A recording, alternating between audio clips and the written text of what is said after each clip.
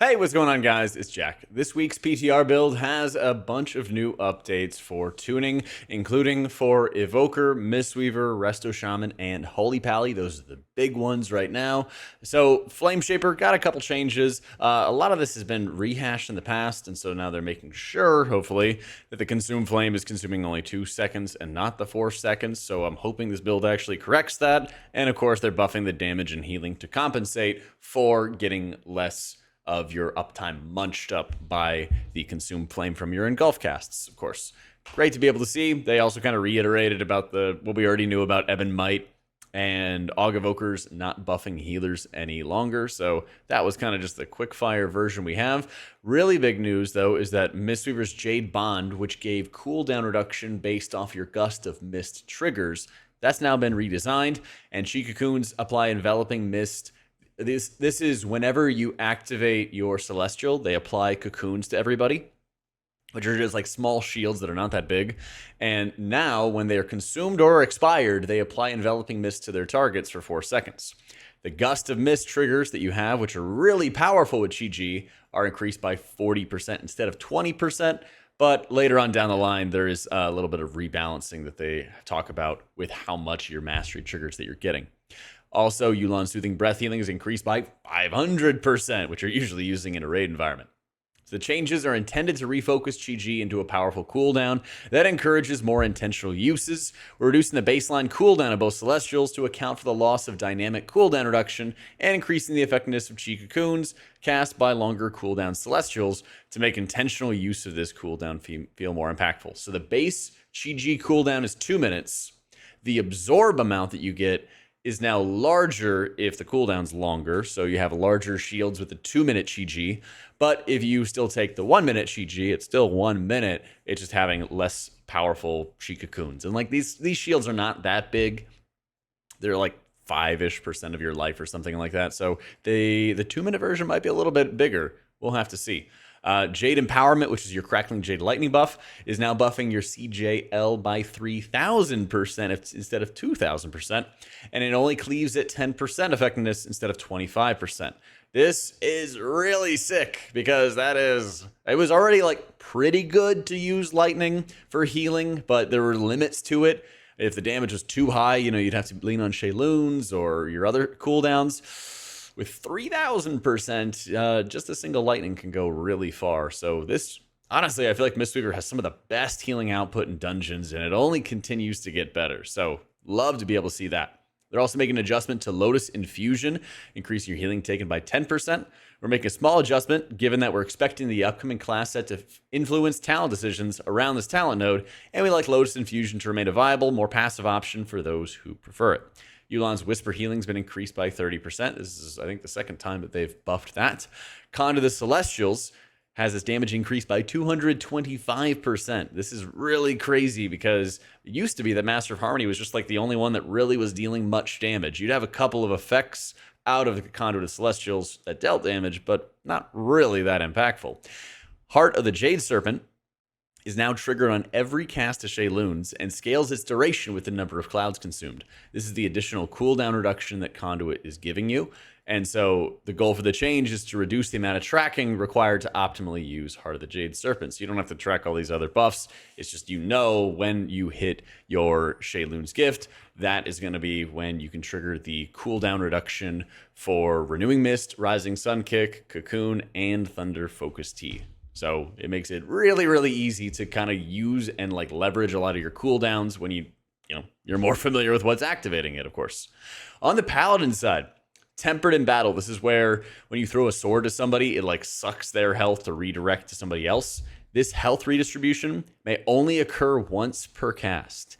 This is really, really cool because this makes it a lot better of a resource, really. Because when you cast it on somebody else, it'll just give that one little health redirect. Now, it's not great in every scenario, but you might feel bad sometimes as a Holy Pally giving somebody a weapon when you bubble and then the health redirect doesn't suck any of your HP away after the first tick or something like that. But I think it's a little bit more balanced because sometimes Temper just works against you and just kills you because you take a tick from Tempered and then another ability like goes off and hits you. So I think this is probably the best solution. Commanding Light now increases the healing transfer of Beacon by 5% instead of 10%, which is a little unfortunate. Truth Prevails and Greater Judgment are reduced by 20 and 25% respectively. Now, these are both talents that are related to Judgment, and I actually really like them nerfing this. Hear me out. Because so much of your healing is kind of like a pie chart, but the passive healing that you receive out of your Judgment talents, you don't really notice it. And I would much rather these be good and good enough to run, but more power distributed into our direct healing effects. And it looks like that's what they're doing, as Holy Prism's healing is increased by 20%. Holy Shock's damage is increased by 100%. That's how bad it was. Holy Shock's healing is increased by 40%. Quite nice. It's going to make our tier set with Divine Toll and spreading around the insurance buffs feel even better as well. The 40% buff onto our shocks might make, I think it's called Rising Sunlight, which gives us cooldown reduction for our... Actually, this is the extra Divine Tolls as well. Oh, no. Yeah, I'm going on a little tangent onto this one. But the other talent that comes to mind that is also giving us Glorious Dawn. Holy Shock is a 12% chance to refund a charge when cast, and its healing is increased by 10%. That might make that a little bit more attractive when Holy Shock's baseline healing is getting buffed onto that as well. So that's really freaking awesome. They had a lot of nerfs to AC Lightsmith, and if you're watching this on, at January 15th, Wednesday night, I will have a video in the morning talking about Holy Pally's healing as well, and so I'm actually kind of stoked for that. Light of Dawn healing increased by 15%. Whatever. Holy Light's healing increased by 20% and now costs even more mana, which sucks.